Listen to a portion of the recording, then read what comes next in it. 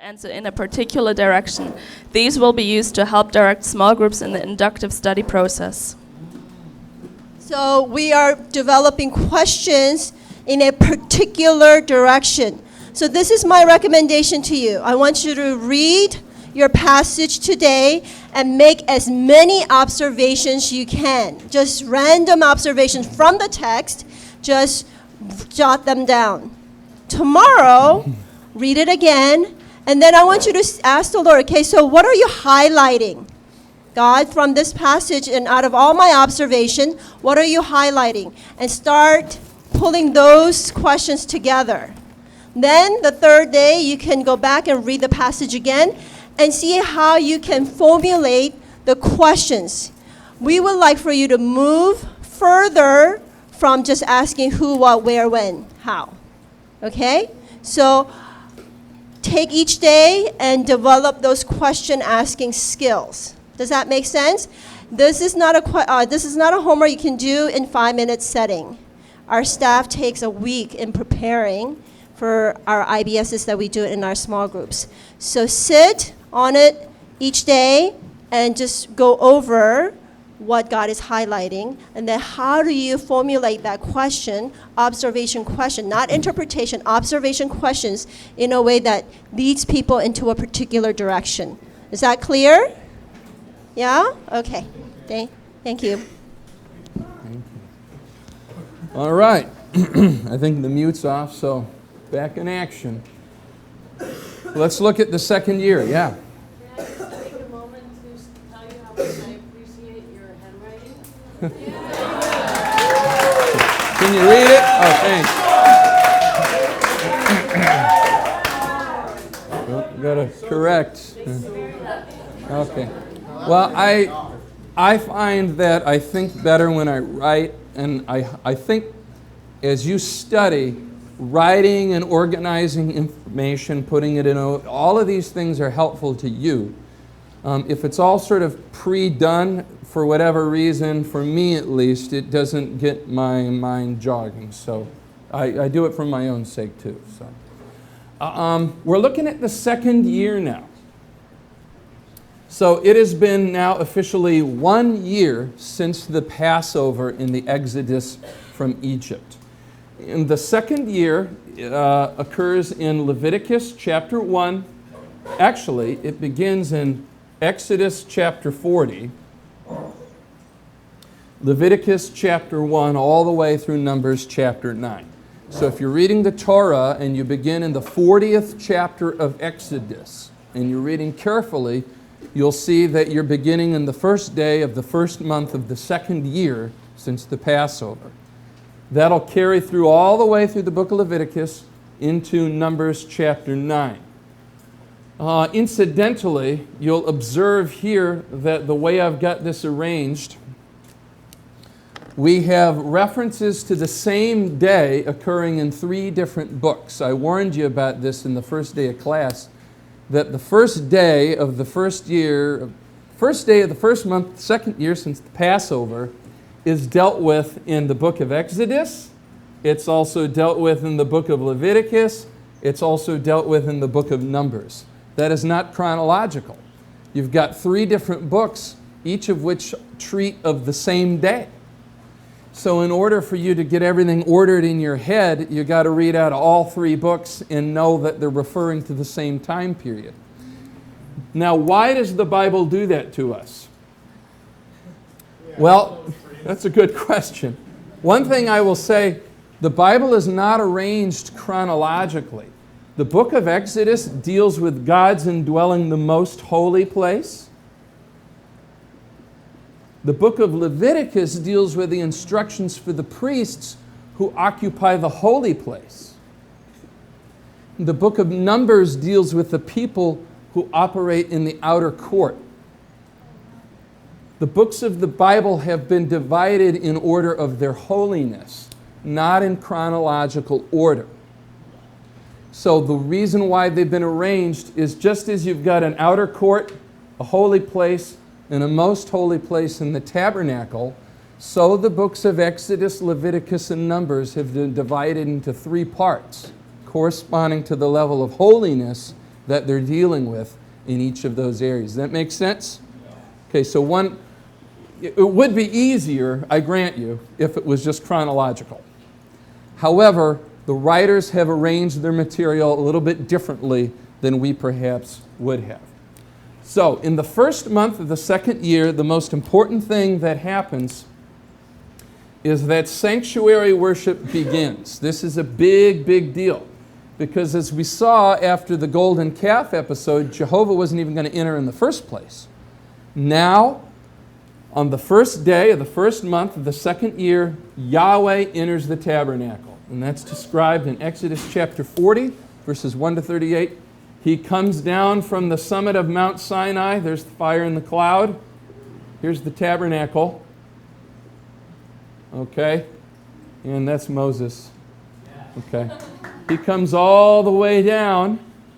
There's the most holy place. The cloud covers the most holy place, and the fire enters into the Editim, and he's there. So I got a little fire in here. So we'll talk about the tabernacle in greater length a little later, but he is resting between the cherubim over the Ark of the Covenant, which therefore serves as his throne. So the tabernacle is in many ways a palace in which God, the great king, rules. Inside the Ark of the Covenant is his law that he rules through, and then people approach him. So he's there in the tabernacle. If you read Leviticus carefully, he pulls a really cool trick. He sends a shot of fire out from the most holy place, passes through the holy place, and hits the altar and lights it up. Cool, huh? Yes. Zoom. So he lights up the altar, and everybody goes, woo! They're excited. Okay. I might even get excited. Then in Leviticus 1 through 7, beginning in the first chapter of Leviticus, it says, "The Lord called to Moses and spoke to him from the tent of meeting." That's an indication that Moses is not able to enter here because the cloud covers it. So Moses is standing on the outside, and the idea is that God's speaking to him now from within the tabernacle. This is the first time this has ever happened. Moses has spoken with God on the mountain. He's spoken with God in the little tent outside the camp. But now God speaks to Moses from within the tabernacle. Okay, what else happens on? You'll see day 1 is included in all of these sections. Also, beginning on day 1, Moses will take 7 days to ordain the priests. The elaborate ritual for that is in the book of Leviticus. We may return to that. It's a 7-day ordination process. I haven't gotten written here, but he will also ordain the altar. There will be 7 days of sacrifices performed to completely drench this bronze altar with blood. 7 days of perpetual sacrifice. And then by the time that altar has been thoroughly doused with blood, after 7 days, the text in Exodus will say, whatever touches the altar will become holy.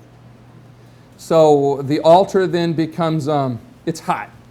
Anything that comes into contact with it, which are going to be animals, will be holy.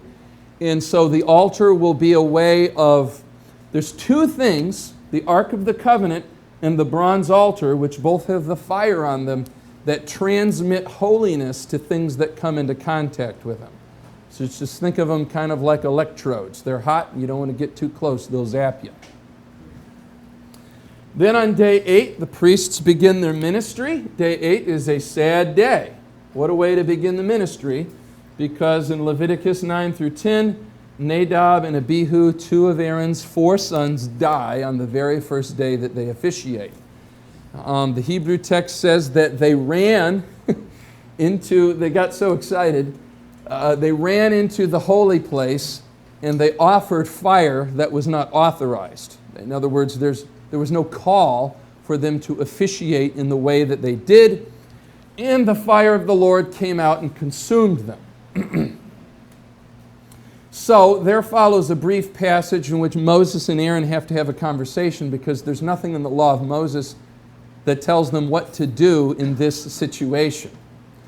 So we have the idea that Moses and Aaron confer with each other and they come up with a resolution to the situation. Technically, Aaron is supposed to eat the meat from the sacrifice that's offered on behalf of the sin of his two sons. Aaron refuses to eat it. Moses gets angry at him, says, "You're supposed to do that." Aaron says, "Give me a break. I just lost two sons." And Moses says, "Okay, fine." It's included in the story because, as we'll discover, the Torah of Moses lays down rules for many situations, but not all situations. By including that story, it sets a precedent that Moses and the priests have the right to come up with rules to address situations that are not specifically addressed in the Torah. Does that make sense? Yeah. So some of us will ask, well, why is that story there? It says that Moses himself had to come up with rules to address unspecified situations. That's why you mentioned yesterday how the law kept growing and growing, because new situations and things they weren't prepared for came, and so they decided to, it sounds like they decided to write it after the law. That's right. There are some parts of the law that never change. They remain the same all throughout Israel's history. But as Israel's situation changes, she will have to adapt to new situations. If you compare the law in Exodus to the one in Leviticus to the one in Deuteronomy, as we'll do a little later, you'll see that there are changes. So those one of the reasons why we have those three law codes is because we can compare them and see what stayed the same and what changed over time. So it's a good observation. Law, even today, if you're a lawyer, everybody knows that law grows. So if you pass the bar and you're a lawyer, you got in your office, 2 bookcases full of legal precedent from the last 100 years that you're supposed to know about. Anybody want to be a lawyer? No, me neither. Okay. All right, so Yahweh's in the tabernacle. That's in the most holy place. The priests have been ordained. They're to officiate in the holy place. And now the people need to come and dedicate the temple by bringing offerings. That's in Numbers chapter 7. The Hebrew word for dedication is Hanukkah. And so this will be the first Hanukkah in the Bible. Hanukkah, as celebrated by Jews today, is observed in commemoration of a later dedication of the temple much further down in history. But this sets the precedent for that. One tribe per day is going to bring gifts to the sanctuary. So that'll take place over a course of 12 days, one day for each of the 12 tribes. They will bring cartloads of dishes and gold and other things that are quite painstakingly enumerated in your Bible. And then finally, on day 14, the Israelites celebrate Passover for the first time. Now, 1 year before they had Passover, they were in Egypt, and the angel passed over, and they all exited Egypt. This is the first time, though, that they actually celebrate Passover the way it's prescribed in the book of Exodus. So that's an important day, right there in Numbers chapter 9, 1 to 14. Okay, so let me stop there. That first month, all is stretched out between 3 books. And all of those 3 deal with just the first 14 days. Was there a hand here? Any questions? Yes. If they're supposed to start the year with Passover, why do they wait 14 days to celebrate? Well, good question. Exodus chapter 19 says the month of Passover is to be the first month of the year. Now, the months are reckoned on a lunar calendar. There are no clocks, so they know the month starts when you get to the new moon. So that's going to begin the month. Why they chose to celebrate the Passover further into the month, it's a couple weeks into it, I'll have to think about that. That's a good question. But most of the festivals fall on the 14th day of the month rather than the first day of the month. So that is true. And incidentally, Hebrews reckon the day beginning with sundown. So if you're calculating time in the Bible, just know they think just as they begin the year in March, and just as they follow the moon rather than the sun, so they get all wacky with this too. What's today? Tuesday? Wednesday, if you're Jewish, begins when it gets dark tonight, not when the sun rises tomorrow. Okay? So tonight, around 6 o'clock, you would start calling it Wednesday.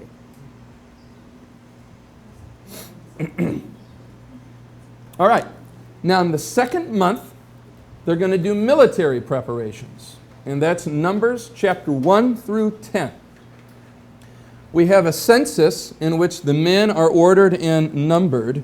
And so we want to mention, I guess, just there is a non-Levitical census of the soldiers. And then there is a Levitical census of the Levites. And wedged between them is an order of the camp. This is a very typical way of organizing information in the Bible. It makes a bit of a sandwich. You have a census on one end, a census on the back end, and an order of the camp in the middle. That is called a chiasm. Anybody heard that term before in their Bible study? A few of you. Yes. Okay. Chiasm is when you have one section, and then you repeat it at a later part, and then you put something in the middle to kind of set it into relief. Chiasm was a very helpful way of organizing things in the Bible. They didn't have chapter verse, so it helped you find your way through the text, especially if it's a big scroll. How you arrange the text was important, but a chiasm is basically a sandwich. The non-Levitical census names all of the battle-worthy men, 20 years or older, from the various tribes and gives an enumeration of them. The Levitical census talks about the men that are fit for service in the temple. The Levites will not operate as priests, but they will assist the priests, and they're divided into 3 clans. I won't write them here on the board, but you've got the Kohathite clan, which is in charge of the furniture, which there are 7 pieces. You've got the Gershonite clan, which is in charge of the frames, the taking down and putting up the frames. And then you have the Merarite clan that is in charge of the the fabrics overlaying the frames. Anybody have, before I move on, this part is really technical, but does anybody have any specific questions about the way the camp is arranged or the census? I'm not going to go into that more detail than I have to, just for the sake of time. But anybody have any specific questions about that material? Okay. Yes? Was there a reason they arranged like the different tribes the way they did? Was it like the protection of certain tribes, or was west better than south? Oh, yes. Well, how deep do I want to go into this? I'd have to draw big. I'll do it later. But I'll tell you a few things. The tribes are not arranged arbitrarily. If you go back to the book of Genesis and read which ones are from Rachel, and which ones are from Leah, and which ones are from Zilpah, and which ones are from Bilhah, the tribes are arranged in accordance with their priority in the descent of Jacob. So, the priests are in the tent of meeting. The Levites surround the tent of meeting, but the tribe of Judah is to the east. They are the primary military force in Israel, and they have the ascendancy of the other tribes to their east because they're going to march in that direction.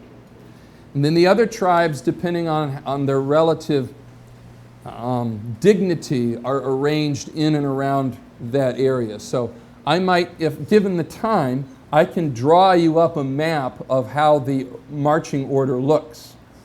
In the meantime, I will say that the directions east and west are important. The tabernacle is always situated in this way, so that as you head west, you're headed toward God's presence. If you're headed east, you're headed away from God's presence. So the geography, for example, in the book of Genesis is based on the temple. Whenever God sends people away from His presence, He sends them east. So the direction is important. So you got to pay attention to east-west as well. All right, any other questions about the census or the arranging of the tribes?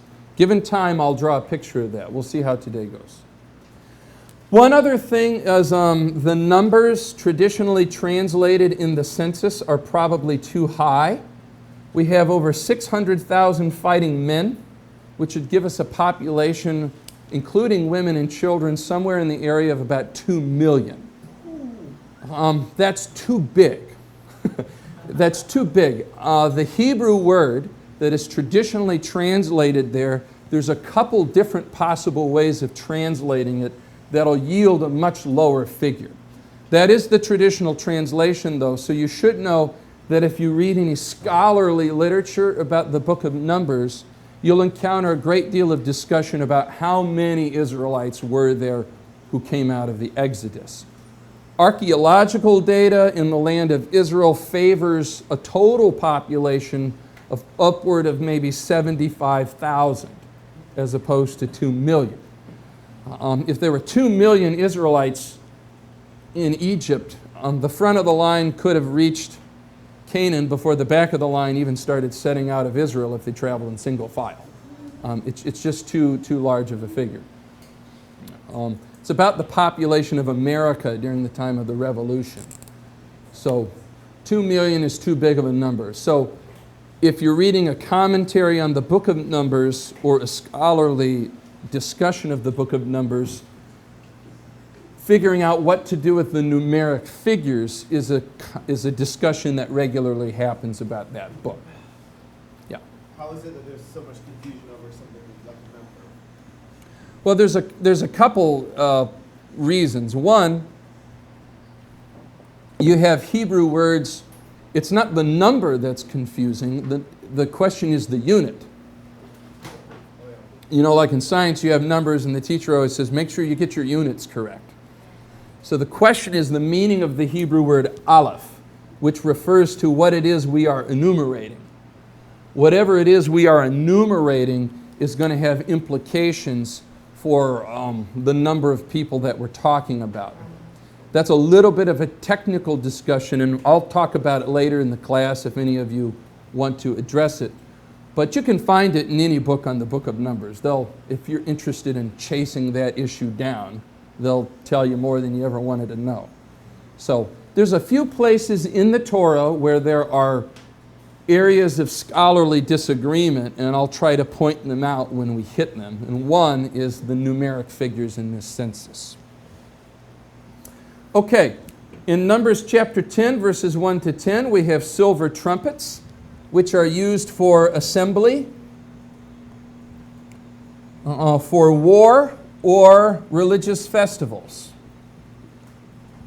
So the silver trumpets are used to call the Israelites together in times of war, or to get them to march when they're march in times of war, get them to assemble for festivals. Anytime you have a large group of people, you need some kind of really loud church bell or something to get everybody in the same place. You can't text them or call them on the phone.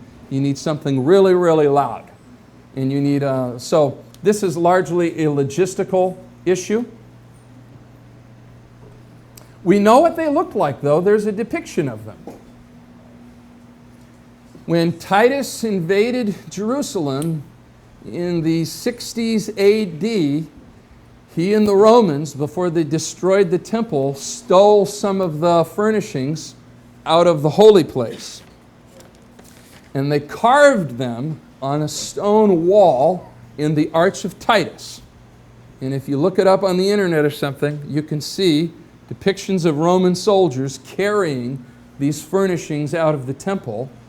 And so we have a good idea of the relative size and dimensions of it. They show them carrying the silver trumpets, along with this table, and the menorah is also depicted in that. So you get a good idea of what they would have looked like. Next best thing to a photograph. Then in Numbers 10, 11 to 36, Moses gives us briefly what's called the Song of the Ark, which I will read in chapter 10, 11 to 36. All of this is an elaborate preparation to go to war against the Canaanites. And then in chapter 10, 11 to 36, we read, "Whenever the ark set out, Moses said, 'Rise up, O Lord, may your enemies be scattered, may your foes flee before you.' Whenever it came to rest, he said, 'Return, O Lord, to the countless thousands of Israel.'" So that's a poetical passage called the Song of the Ark.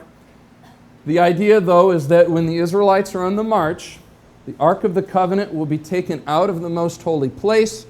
The priests will put some poles through the rings, carry it on their backs, and they will march in the forefront of the army. The ark, therefore, is sometimes called not only a throne, but also a chariot. So it'll be referred to alternatively as Jehovah's throne, when he's sitting on it, as it were, in the most holy place, or his chariot, and he rides out to battle in front of the Israelites during times of war. Now, the next thing I'm going to do is start talking about their journey to Canaan. Photo opportunity. No, it's not looking very tidy up there right now. I've got stuff all over the place. It looks great, Chad.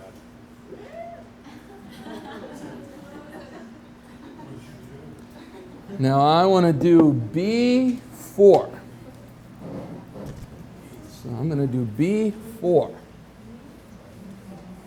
And this goes into the narrative of the Israelite journey to Canaan. Yeah. What's the question?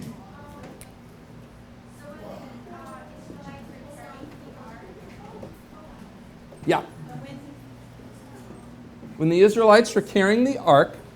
Oh man, okay, it doesn't work, I think. So when they were carrying the ark, was the presence of the Lord in the ark or not? The presence of the Lord was out in front of the ones carrying the ark, Okay. leading the way, which they follow. Yeah, if it was right over the ark, that would make it difficult for them. Yeah. Other questions? We are in the second year after the Exodus, and we are still in the second month. This has been a busy year. I mean, I say, oh, it's been a busy year. I've never had a year like this. A lot of people have died. The whole nation has been completely reoriented around the worship of Jehovah. Now they're arming for battle to enter the land of Canaan. It's been a very, very busy year.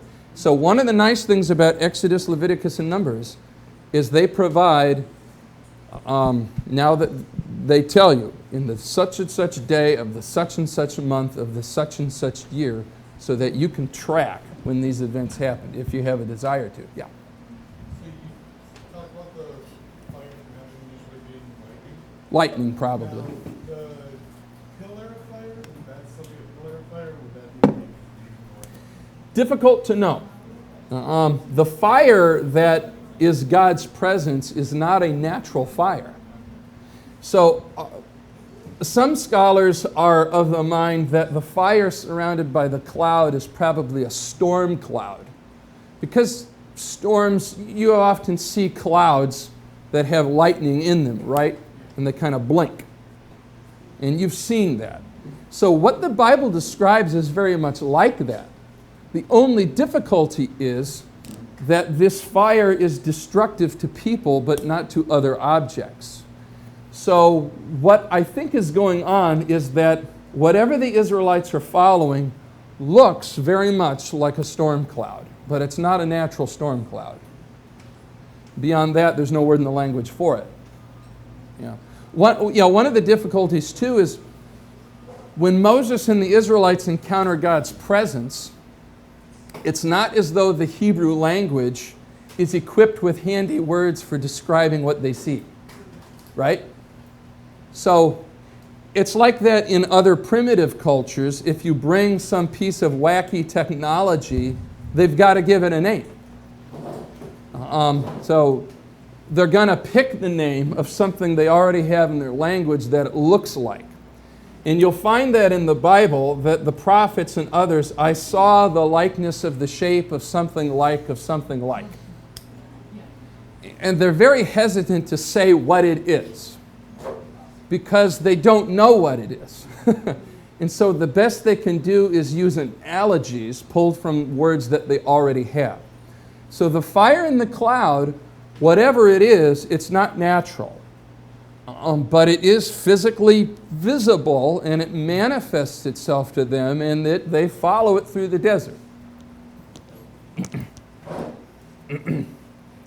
It reappears in the New Testament in Jesus' transfiguration atop the mountain. Okay. Second month, we're going to have the journey from Sinai to Canaan. There's a lot that happens on this particular journey. They give us a specific time. We are in the 20th day of the second month of the second year. And if we read Deuteronomy,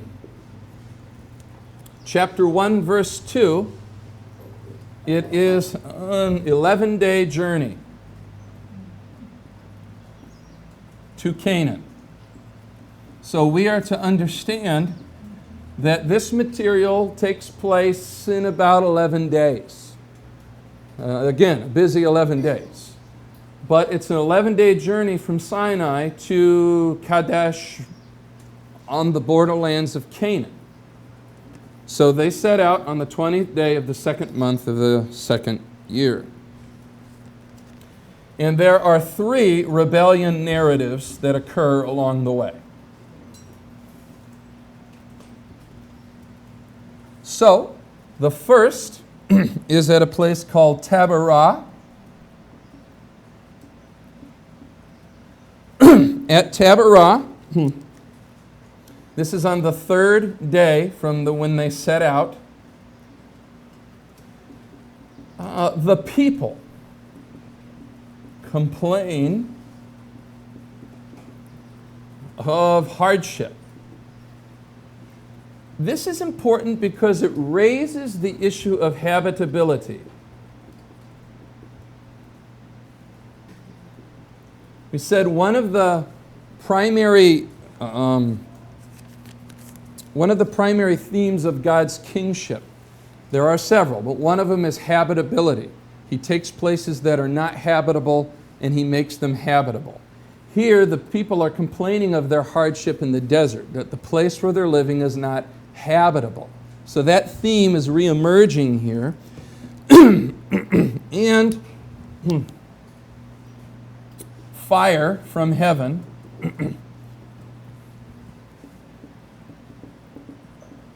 burns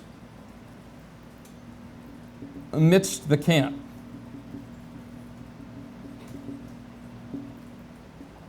Very, very short story, but it's the first one in the series. And probably they complain, I'll add here, they complain of their hardship in the hearing of Jehovah. That's an important phrase because it means that they're complaining about their difficulties here in the court, in the area right around the tabernacle.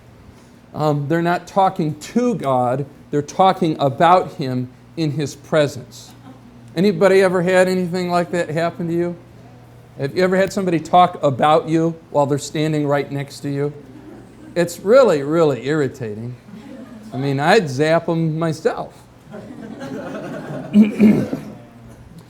Yeah, the Lord, he's... So that's the idea.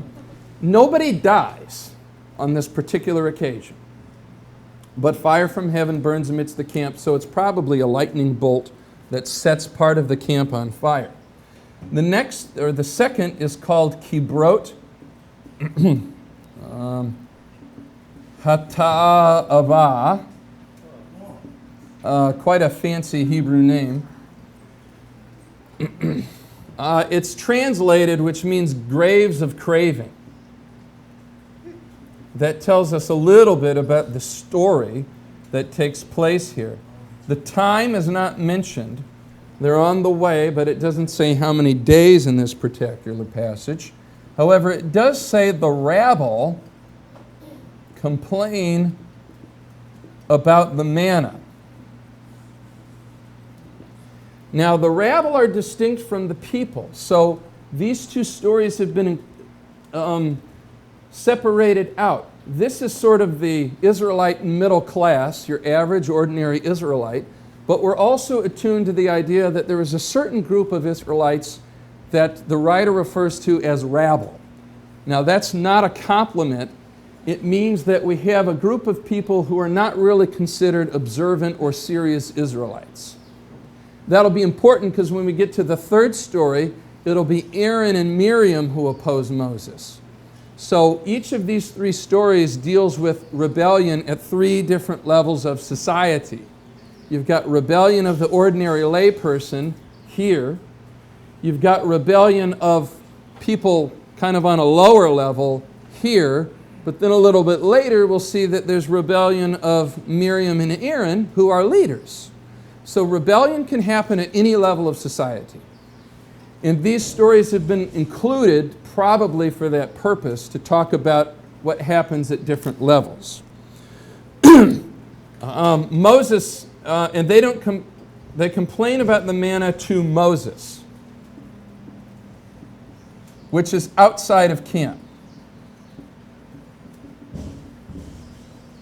So we observe a difference. The people complain to Jehovah inside of camp here. The rabble complained to Moses about manna outside of camp here. So the stories are different. And then Moses complains to Jehovah. So we have a chain of complaint. Long story short, 70 elders are given the spirit of Moses to assist him.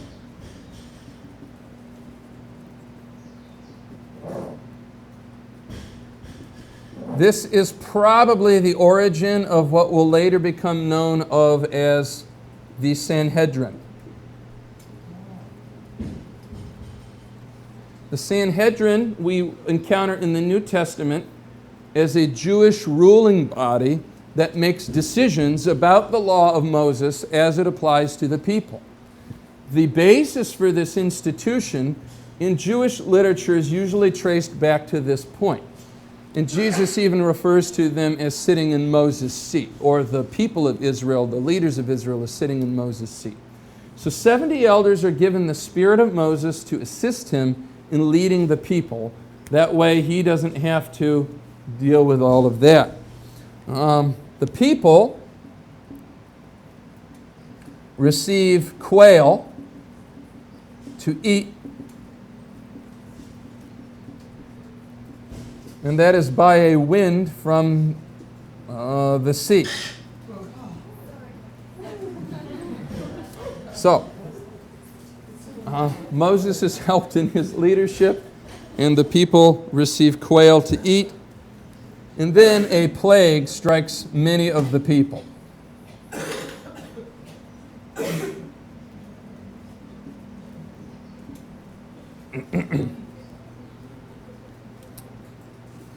Okay, and then we have a third rebellion narrative. And this is at Hazarot. Again, the time is not mentioned. And here, the leaders complain of Moses So here we're dealing with leaders. They complain of Moses' questionable natural relations.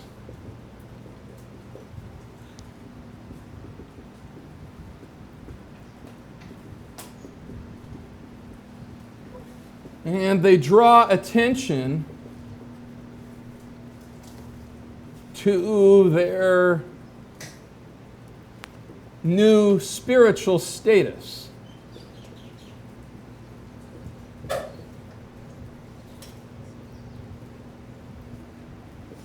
And thus regard themselves as equal to him.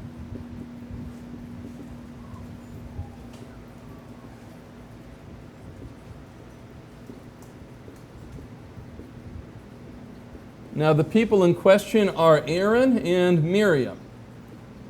So, it's a brother-sister thing. Aaron and Miriam are Moses' brother and sister. So, this has to do with the idea of offspring. We mentioned that the covenant provides, when the people get to the land, the covenant is to provide a habitable place to live, the land of promise. So there's the theme of habitability. It's also to provide food. So we have the theme of food. And it's also to provide a new family where everybody gathers together in a spiritual kin. So the issue of spiritual kinship comes up here. Each of these three stories, on a first reading, they seem random enough, but they've been selected and preserved because they deal with these important issues at three different levels, and they show what God did, and those will serve as a precedent for future generations if they get any of those similar kinds of ideas. Now, what happens to Miriam and Aaron in this situation? Miriam is struck with leprosy, and that's important because leprosy prevents people from approaching the sanctuary. You read a little bit about that in Leviticus. We'll talk more about that later. But the reason why she is struck in this particular way, she is saying, I have the right to approach the sanctuary just the same as Moses. And when she's struck with leprosy, it's a way of saying, no, you don't. Because now you can't even come into the outer court. It's a way of saying, not only will you not approach the way Moses did, but you're not even going to come as close as an ordinary Israelite. So the striking with leprosy, to us, it seems a little random, but once you know the role that it plays in the sanctuary, it's not random. It's quite specifically chosen because it's going to keep her away from the sanctuary. Now, why didn't Aaron get it? He was kind of involved too.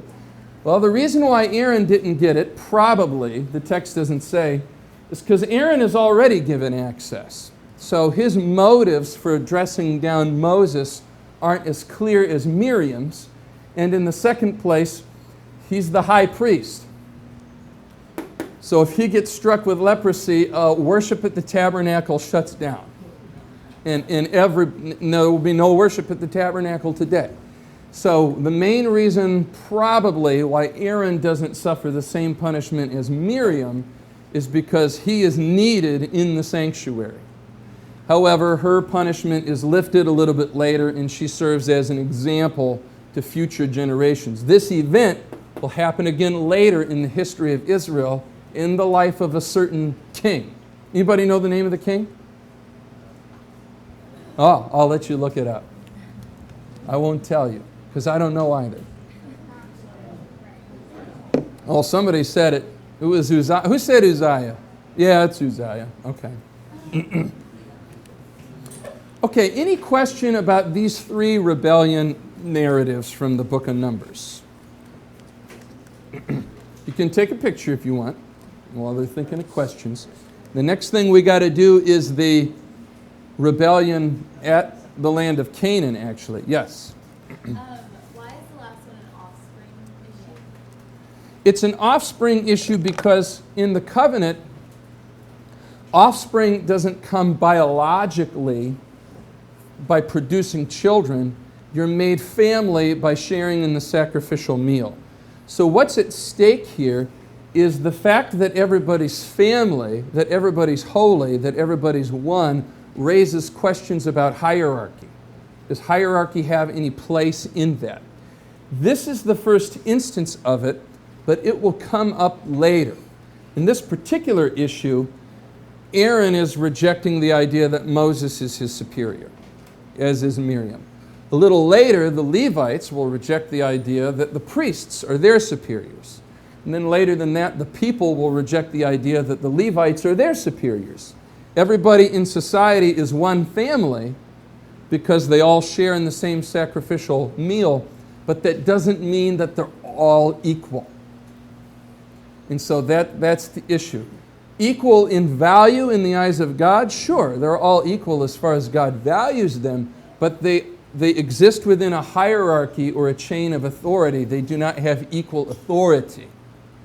So that's the issue there.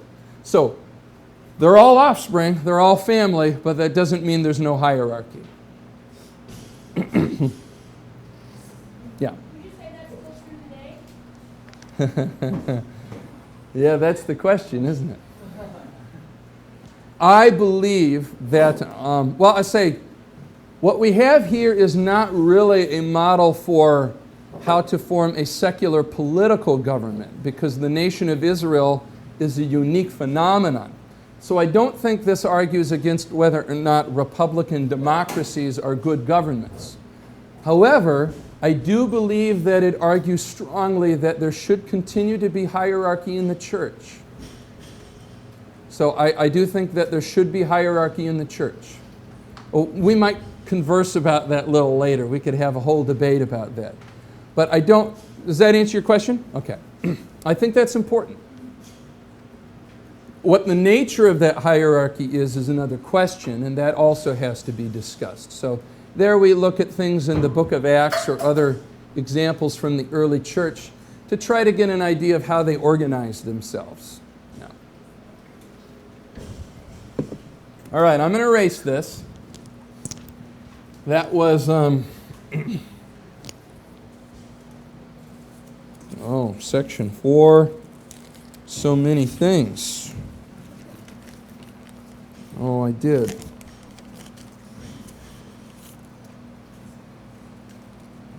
Give Chad Lewis 30 seconds to orient himself. What?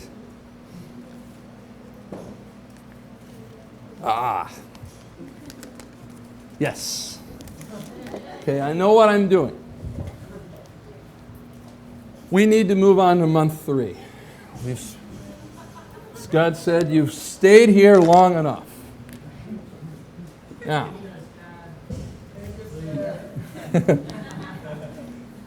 Okay, we are now into the 3rd month of the 2nd year.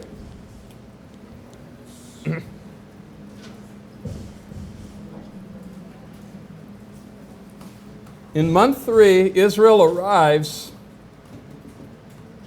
at Canaan.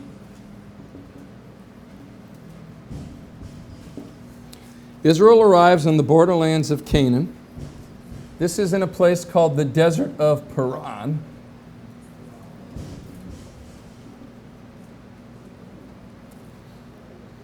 And this is the rebellion of the whole community.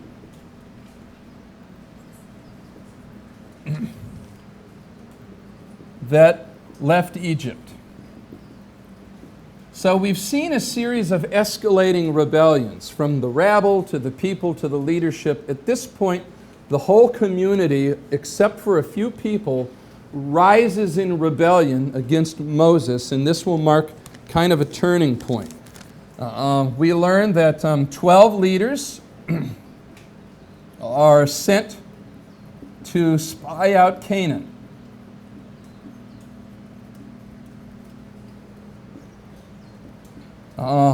All return and encourage rebellion.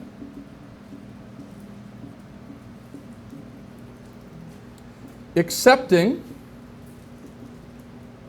Caleb of Judah and Joshua of Ephraim. Those tribes are important. Those will be the future leaders of the whole nation, the tribes of Ephraim and the tribes of Judah.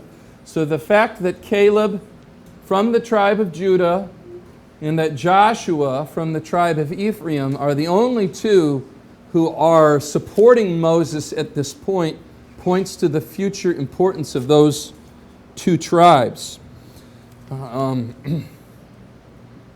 They argue that the cities are fortified,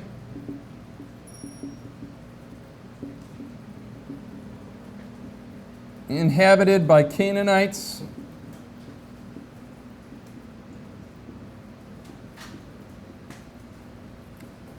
and even Anakites, which are the worst. The Anakites are descended from the Nephilim, so the text says. And the Nephilim were known in antiquity as being extremely powerful warriors, exceptional in size and strength. And so they say, we shouldn't do this. The community votes. This is not what they're supposed to be doing, is taking votes, but they're getting organized into a democracy here. They're going to stone Moses and Aaron. So that's a good idea. They will then elect new leadership. They will then return to Egypt. So that is the vote. The vote is in.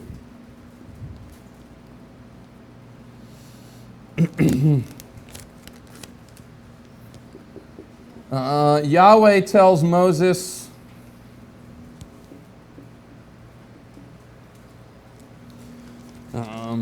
actually, at this point, let me narrate out loud a little bit of this, and then we'll move on here, but I'll write a few things down as I go.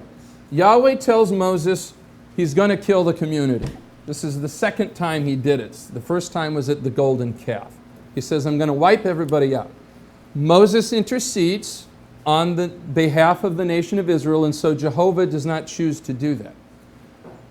However, the community is condemned for 40 years to stay until the first generation is dead. They're going to stay in the wilderness for 40 years until that first generation is dead, excepting children under 20.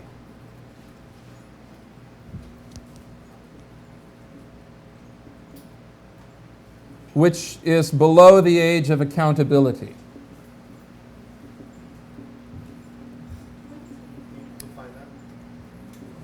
I'll have to look for the actual specific verse here. We are in the book of Numbers. Big rebellion here. Fire from the Lord. The people rebel. The Lord said, I have forgiven. This is chapter 14 of the book of Numbers.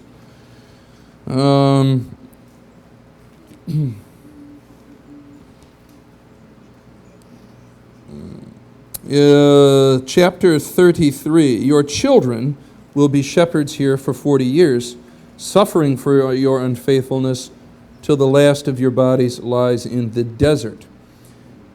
So the children are spared. I'm looking for where it mentions the 20-year-old time limit. Well, I think it's derived from the census. Everybody whose name was included in the census. That's it. So, 29? Okay, thank you. Everybody whose name was included in the census. Yeah, and it does say 20 years old or more. So, that implies that there is an age of accountability. The children were not held accountable because of their age and because they were under the supervision of their parents, which is also important because they need to be the second generation that will actually enter the land of Canaan when they become adults. So half of the nation is going to stay in the desert for 40 years until they are dead. They will never see the promised land. The children, however, will. And so that begins a very, very long stay in the desert.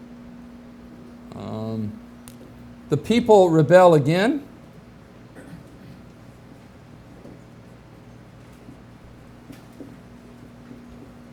And try to invade Canaan, but are defeated at a place that they give the name Hormah, which will be important because they are defeated at a place called Hormah, meaning destruction, but the second generation will have its first victory at a place similarly called a little bit later in the Bible. So this sort of thing happens in my house all the time. You tell the kids, listen, I don't want you say, go clean your room. And the kid doesn't clean his room. And say, all right, because you didn't clean your room, now I'm going to punish you. Go wait in my bedroom, we're going to have a talk. And then he says, okay, forget it, I'm going to go clean my room. Same sort of thing here. The Lord tells the Israelites to do something. They refuse. He lays down a punishment, and then instead of doing what they've been told the second time, then they go back, and then they try to be obedient to the first command. No, it doesn't work that way. So they are actually defeated on this particular occasion. Now, any questions about that? 40 years, yes? Defeated, and the place is called Hormah. They're defeated at Hormah. That'll be important because Hormah is the first place where they are defeated by the Canaanites. They don't win the battle, which is a way of saying that Jehovah is not behind them. He's not supporting what they're doing. Later, the second generation will defeat the king of Arad, who is a Canaanite, at a place with the same name. So those two texts are connected with each other. They're to tell us that the Israelites are now having success. The Lord is behind what they are doing. 40 years is an important number. So I'll write it in big 40. 40 is a round number that the biblical writers generally use for any period of time that is one of disgrace or difficulty. So, how long does it rain during the flood? It's going to rain for 40 days and 40 nights. How long will the Israelites stay in the desert? 40 years. Later, Goliath will give a challenge to the Israelites to fight him, which will go unmet for 40 days. In the book of Judges, the Israelites will come under the hand of the Moabites for 40 years. The Israelites were slaves in the land of Egypt for 400 years. So you can do multiples of 10. Jesus will fast in the desert for 40 days. So anytime in the Bible you encounter the number 40, don't just think of it quantitatively. Think of it as a period of great difficulty. Ancient literature sometimes uses numbers to convey more than numeric information. So the number 7 is usually used to signify the completion of something. The number 8 is used to signify the beginning of something new. Things like that. So keep those ideas in mind. You can take a picture of that. Well, that works out well. So Chad, is a lot of times it like 40 it's actually 40 days or 40 years or something, or is there often just around there? It's more likely that what we're dealing with is a round number that is approximately correct. So if you need the Israelites in slavery, you're going to go with 400 instead of 40. But it's probably not intended to be a precise figure. And ancient readers would never have expected. We live in an age where we can have reasonable expectation of precise figures. But in ancient times, you have no way of keeping that level of precision accurate. Now, God does. So it's not a question of whether or not God could give us a precise figure. It's a question of whether or not He does that or whether He allows the biblical writers to write within the time and the conventions of their own age. So I don't generally take these as literal figures, though they are relatively accurate. They're in the ballpark.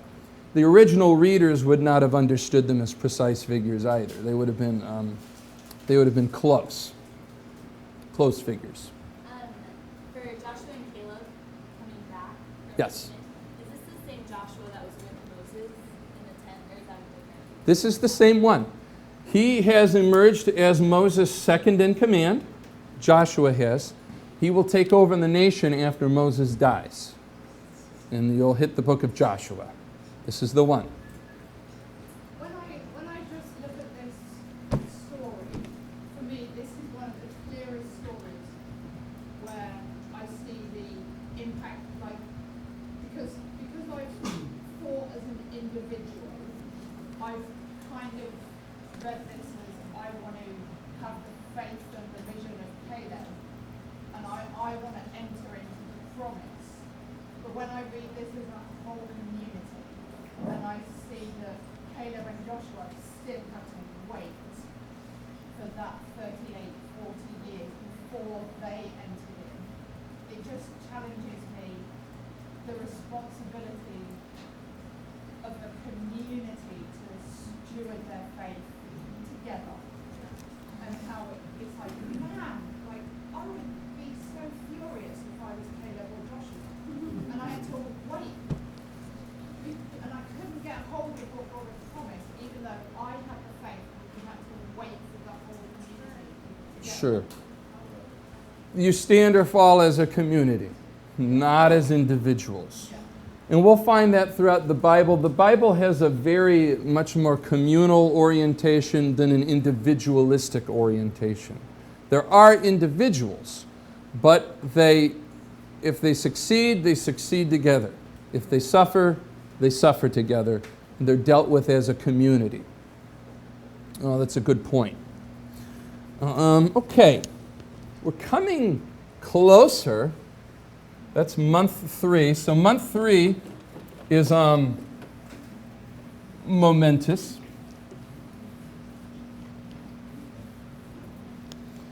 I'm going to mention here the 40 years in the desert.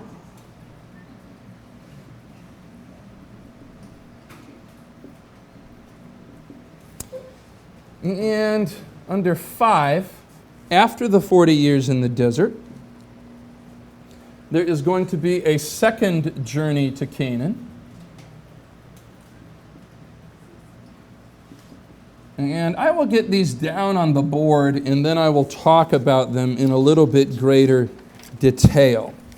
There's going to be a second journey to Canaan, and this will involve a number of different details.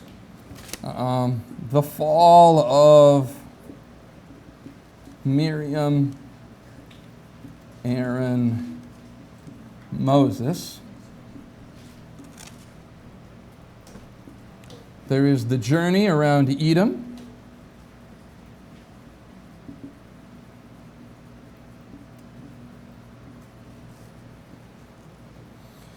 There is the defeat of the king of Arad. And I will add some things to these, but I want to get them down on paper. There is going to be the rebellion story of the second generation, lest we suppose they were better than their ancestry. There's going to be the defeat of Og, and also Sihon, 2 kings, east of the Jordan. So we can figure out where we're at. They're entering Canaan from a different side now. There is the arrival of Israel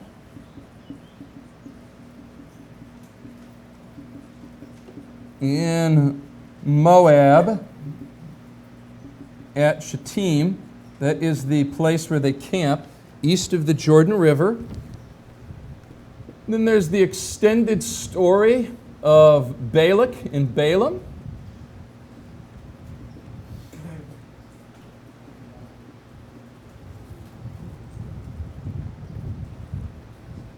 There is the apostasy at Baal Peor.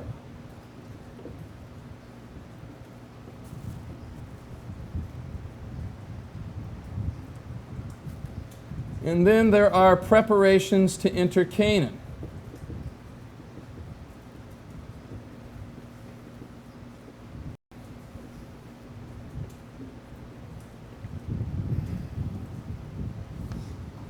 And this is Numbers 26 to 36. At the end, Moses gives a farewell speech. And that is the book of Deuteronomy. The whole book. So I hope you got a stomach for long speeches. Now I'm going to talk about each of these things with the time that we have today, because tomorrow I want to leave aside narrative and talk more about the sanctuary as it's discussed in Exodus, Leviticus, and Numbers, and then law. The narratives are the easier parts to get a handle on, but I did want to organize them, and so tracking the time I realized, well, I'm going to have to get my butt in gear here if we're going to get through all of this. So let me put this down.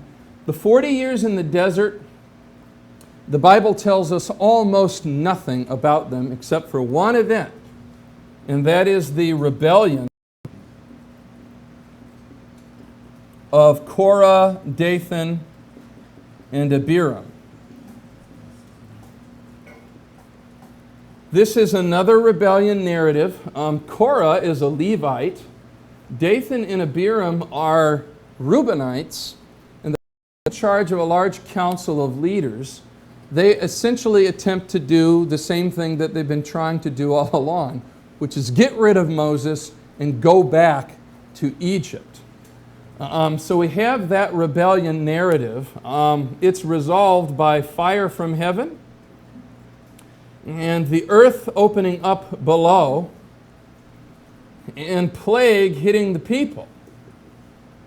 So these 3 things we already saw in the 10 plagues, which I mentioned in the book of Exodus, that you have God as the Lord over the earth.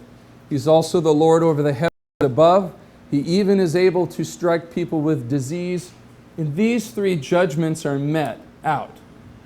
In order to resolve once and for all who has the authority to approach God in His sanctuary, we have Aaron's staff budding. They take all of the staves of the people and place them in the most holy place, and in the morning, Aaron's staff is got almond blossoms on it. Lo and behold. Why almond blossoms? What that?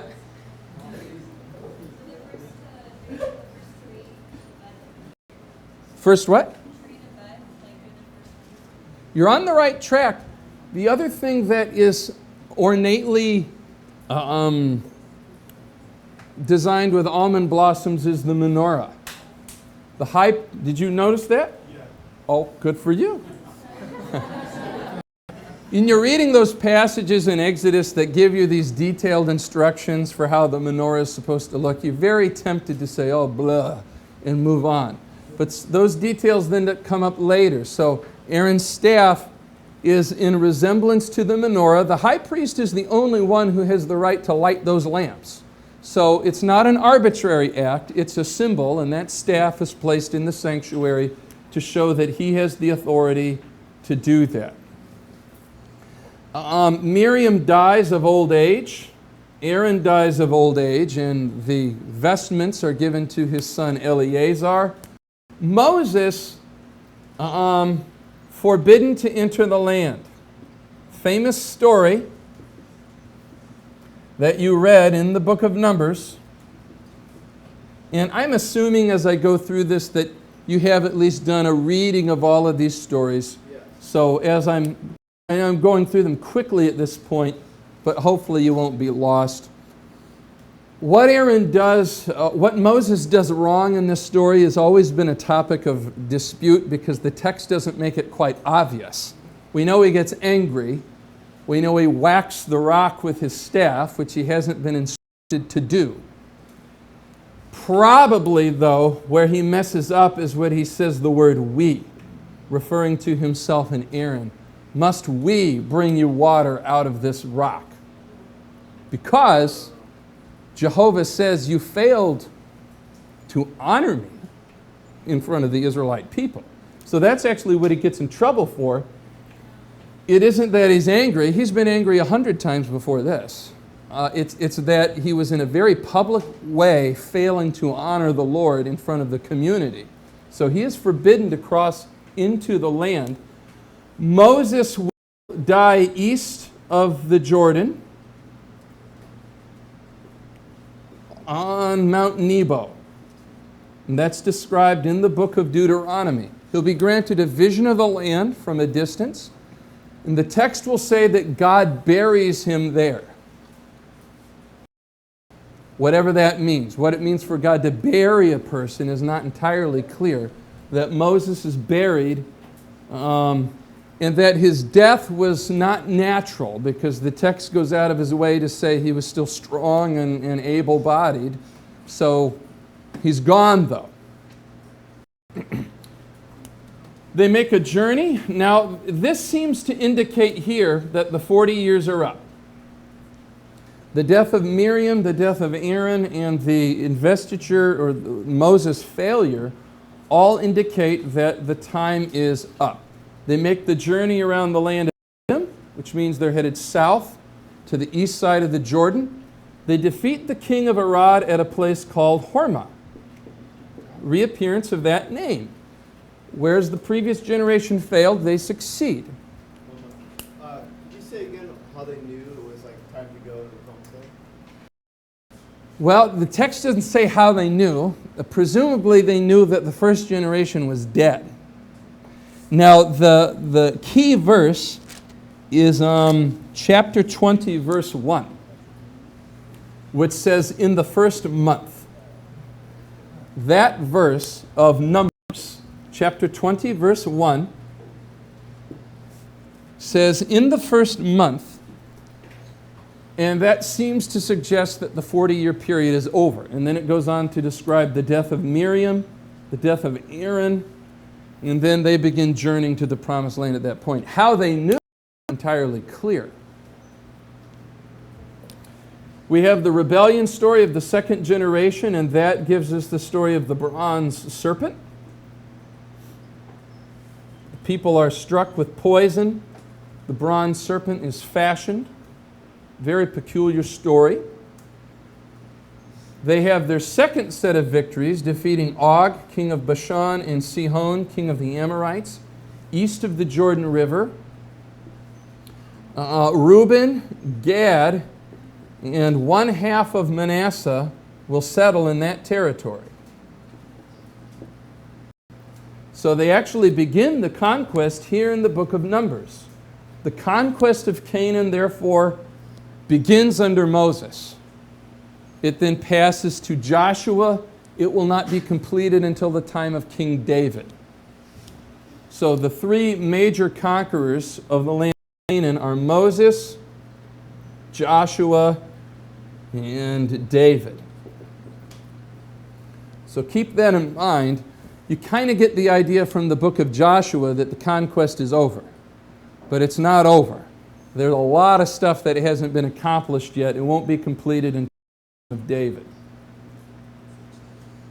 There's the story of Balak and Balaam, who tried to curse the Israelites. Balak realizes that the land is being taken over. He hires the prophet to curse them. The prophet can't curse them. He can only bless them. There's some humor involved in the story. Balaam is called a seer because he can see things that other people can't see. Okay? So it's a Jewish humor or something, but on the way to curse the Israelites, the seer can't see that an angel of the Lord is waiting to slay him. Ha ha ha. But the donkey can. And the prophet who's supposed to speak the word of the Lord gets talked to by the mule. So there's a little bit of irony going on in that story between the prophet and the mule. The mule's doing all the prophesying and all the seeing, and the seer is blind and deaf and can't say anything. So those are all kind of there is some humorous stories in the Bible. There's not many, but this is one of them. There's the apostasy at Baal Peor. There's preparations to enter the land of Canaan. Moses' farewell speech. All of this is then going to take place around 1250 BC, to be about the time the Israelites enter the land of Canaan, and we first get archaeological confirmation of their presence in Palestine. If I had another day, I would go through all of this and expand it in much greater detail. But what I'm going to do at this point in the class is tomorrow we're going to move on to the tabernacle and talk about sacrifice and purity and all of those kinds of things. If you have questions, though, about these things, put them in the bucket or raise them in class, and I'll do my best to answer them, okay? All right.